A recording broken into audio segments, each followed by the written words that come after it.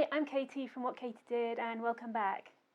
Today I'm going to talk a little about bullet bras and how bullet bras and fashion and feminism all come together in the 1950s. To begin with, I was just going to talk about bullet bras and the shape they give you, but looking at it more deeply, it becomes a little bit more disturbing than that. So prepared to think about this a little bit because it's interesting because obviously I dress hyper feminine and I enjoy what I wear, and I obviously have the choice of what I wear, but it is a very hyper feminine look. And moving forward, I'll explain why this is why the bullet bra happened or was designed. When we go back to the 1940s and World War II, then women had a very active role in society, not for the first time, because they also had a very active role in the Great War in World War I, which was 1914 to 1918, where they were often working, well, middle-class women were working for the very first time. Always the working-class women would have worked, the poor would have worked, but a lot more women worked than before then. And the same thing happened during World War II. When we look at women during World War II, they're pictured working in factories with their hair up, wearing overalls for the first time. We have the "We Can Do It" slogan, and women were very, very active in the workplace and played a huge role in World War II. And then when we move on to the 50s, we see women presented basically going back to housewives again. And there was, after World War II, there was a bit of argy-bargy from the men who obviously came back from war, having fought for their country, to find that the women had taken their jobs. So the women's role did revert more to being a housewife, and the men's role returned to being the main breadwinner and working. And when we talk about feminism and women's rights, we tend to think of this happening in the 60s and 70s, and I firmly believe that it started not even in the 40s, but during the Great War. It actually gave women a life outside the house, and obviously after the 1940s, it did make people feel a little bit uncomfortable because it made the roles change very, very quickly. When we look at the shape the bullet bra gives you, it does actually make the size of your bust bigger. Now you have to remember in the 50s that this is before breast augmentation or boob jobs. So there was no way of making your breast bigger really apart from your bra. And also bras only became fashionable really. They only really took off after corsets stopped being worn during the Great War in the 1910s.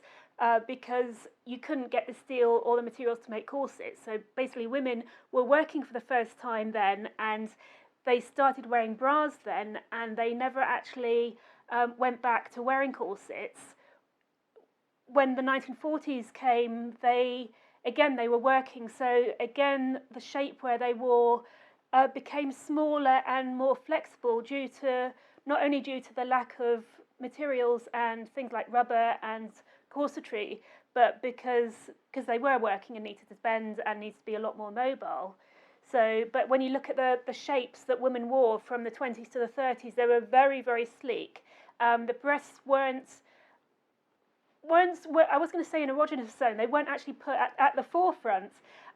They were just like another part of your body. They weren't seen as a sexualized item, and it wasn't until the 50s that this hyper-sexualized shape appeared, which is this super hourglass shape.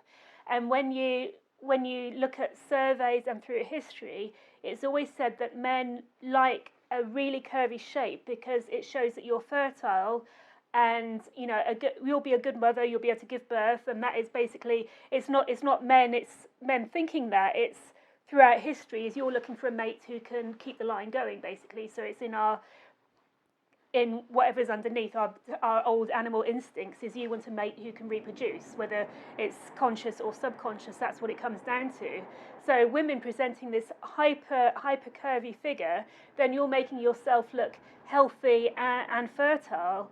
And by wearing a bullet bra, that is increasing your bust. And you have to remember in the 50s also, it was the era for waist cinches. So you'd be cinching in your waist, you'd be emphasizing your bust, and you'd be wearing your girdle to smooth out your hips to give this super hourglass shape. And it's awkward for me thinking about it because I always I always see myself as a strong woman, but then I am presenting myself as a fertile cow or something like that. I mean, what is going on here? I don't know. I'm not going to change the way I dress. I love the way I dress and have great fun with fashion. But when you think about it, it is quite disturbing when you delve underneath. With bra manufacturing by the 50s, they'd only really been made for 30 years, and there wasn't there was development, but there wasn't a huge amount of development. And when you look at the last 30 years, if you look at when women started wearing bras during the Great War, then it's only 30 years in between that and the Second World War and the beginning of the 50s when the bullet bra came into fashion. And if we look at the same time period now, you're looking at the 1990s up to now, and that's the end of the Wonder Bra period, which again is quite interesting, really, isn't it? Because the 80s was when women, we'd have the 70s when women were burning their bras and doing the whole feminist, that's when it really took off. And in the 80s, women really were invading the workplace, and you had a very masculine style and huge shoulder pads and very strong fashion. But underneath it all, they suddenly started wearing padded Wonder bras, which again emphasized the female shape and really pushed your breasts up and made them look bigger. So yeah, it's quite interesting, and yes, it's quite disturbing. Obviously, back in the 50s, they didn't have the technology or the know-how for Wonder bras. So if you actually wear a bullet bra, if you wear a normal bra and measure yourself around, and then put your bullet bra on and measure yourself around, your measurements wearing the bullet bra will be bigger. And this is something I found out by chance when I was making a dress and I was doing my measurements, and I was like, well, my boobs haven't grown. Why's my bust size changed? It was simply because I was wearing a bullet bra. We've got our bullet bra here, our plain satin bullet bra, and for our bullet bras, they're all made to the same pattern. So if it's made in a different fabric, it'll still be made to the same pattern. So all our different bullet bra styles, we've got our Harlow and Baytress and various other ones. They're all made to the same pattern. Having said that, even the fabric can make a slight change in fit. So if you have one which is made of lace and one made from satin, it will fit very, very slightly differently. And of course, if you're wearing a bullet bra for 6 months, it will stretch slightly. So if you then buy a new one, it will feel very slightly different to this one. And it is a query we've had before, so I just wanted to make that clear. But the basic bullet bra was just satin. There was no padding, and your breasts would mould to the shape. And you have to remember that this was before the time of breast augmentation, and the natural breast is very soft and does squish in to the soft, to the satin shape. Another interesting thing I found out recently, or within the last few years, was that when you first develop breasts, they do naturally come in a pointy shape, and as you get older, then they become more rounded, which again is a disturbing thought, I guess. I mean, when you look at the Middle Ages, women used to get married when they were 13. As soon as they started having their periods, they could be married off and would start having children. So the pointiness is again a sign of that you're young and fertile. So interesting and also disturbing. If you weren't well endowed, there are a lot of tricks that to be had. Bullet bra pads were extremely common, and we do sell bullet bra pads to fill out the ends. They were made in a variety of styles, whether they just were the tip or whether they were the whole pad to fit in the bra cup. And also padded bullet bras were made. This one by Exquisite Form, which says, with light foam rubber for perfect contour. Now this one has been in its box for decades, and the foam rubber is really, really stiff now. But that is your padded bullet bra, and we also do a padded bullet bra which is foam lined. The foam is slightly more pliable, it's 3mm foam, and that is specifically designed for smaller busts because it gives you the shape without having to use any fillers, and it really stands up by itself. Bullet bras really were made in their millions in the 50s, and it wasn't just bullet bras, but it was also the outer clothing. So if you have a dress from the 50s, you'll quite often find that the bust darts are positioned in the wrong place, and if you wear a modern bra, your breasts will be too low. So a bullet bra really can make a difference when you're wearing vintage fashion. And obviously the silhouette, even if you're wearing reproduction, if you're wearing a blouse, a bullet bra can really give an authentic 1950s look. They were made in all kinds of different styles, although this was the bullet bra we make is based on one of the most popular styles, but I've got a few here that I can show you. The first is a complete disaster. Take a look at this one. This is a pull over the head strapless bullet bra, and it's underwired. The underwiring is very soft. You can't even feel it really. I think what actually is in there is spiral steel boning like you put in shapewear. It's very, very pliable, so it wouldn't really hold very much. And of course, if you can actually stretch this over your head, then you're not going to get the support from the band at all. So that is my strapless bullet bra. This is a variation on the more traditional style. This is the 4-piece cup. Our cups are made from 2 pieces, and this is made from 4 pieces, and it has the circle stitching which all bullet bras have to give the shape.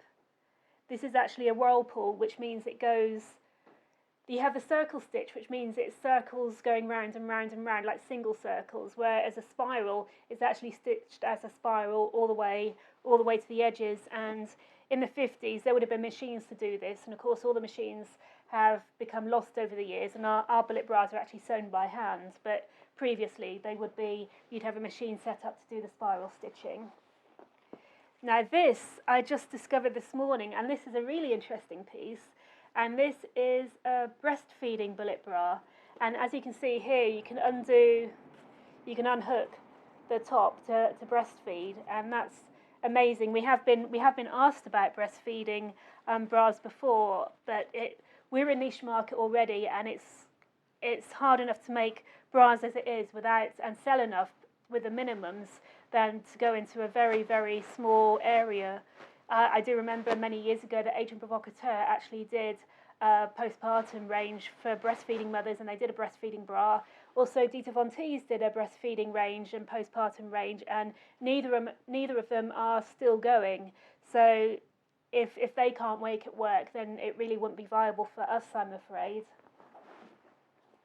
This is one of my favourites. This is an underwired version of the bullet bra, which is similar to we have done a bra like this in the past, and we do actually have one coming up for Christmas in green and black lace, which is quite exciting.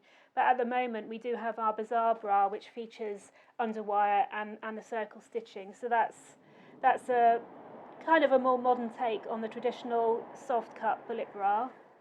And finally I have the long line bra, this one here, which again is quite a simple design, but you can see quite clearly the circle stitching on the cups. So I mean, it would, if you were growing up in the 50s, you would probably be wearing a bullet bra. They were worn by absolutely everyone. So it's something you would have worn. Basically, as soon as Second World War finished, the bras started to become more pointy. So you could, if you're going for a late 40s look, you could wear a bullet bra. And in fact, our 1940 CC09 bra is almost as pointy as the bullet bra.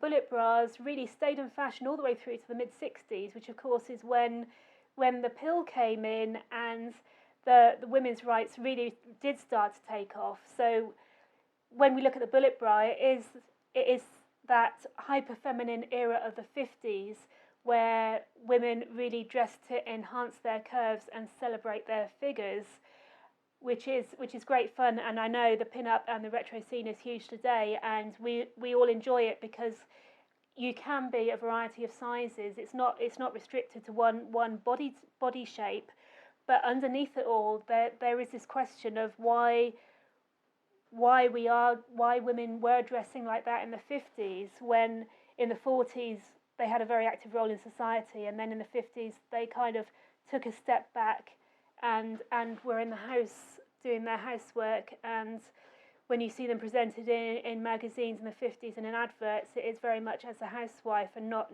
an active working role in society. I will be talking more about women in the 1940s very soon, But in the meantime, that's my little political talk on bullet bras in the 1950s. If you do have any questions, please get in touch. And in the meantime, take care, and I'll catch up with you soon.